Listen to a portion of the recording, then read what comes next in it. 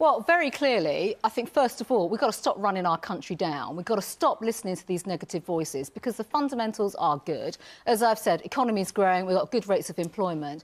The way that we go forward is, I'm afraid, we don't do what the CBI said. We don't do the, we should still remain in the customs union, because your viewers need to know that if we were to do that, we would not actually be leaving the European Union, and that would be a deception to them. The concern is that tariffs go up and that would put a block on trade. Well, of course, by being in the customs union, of course, tariffs are already there and in place.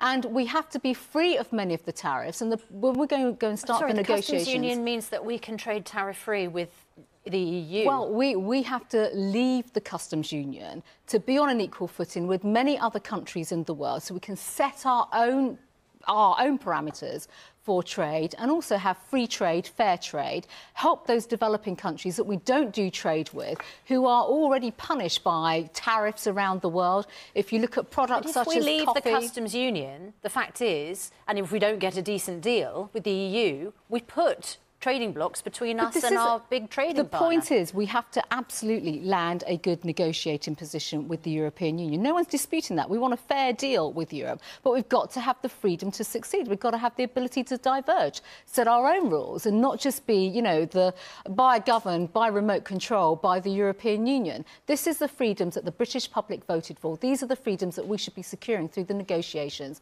through the trade discussions that are taking place. Would you like to